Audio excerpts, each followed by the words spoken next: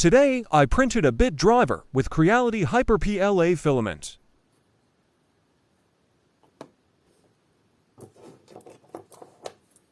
The bit gets fastened with a clamping mechanism and sits in the 3D printed screwdriver very firmly. But it takes more time to change bits compared to a classical bit driver that uses a magnet instead.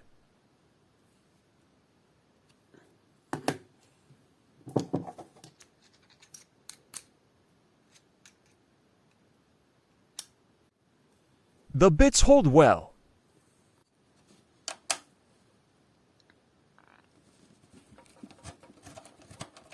I tried the 3D printer bit driver with a few screws now, and it didn't break. It could have its uses.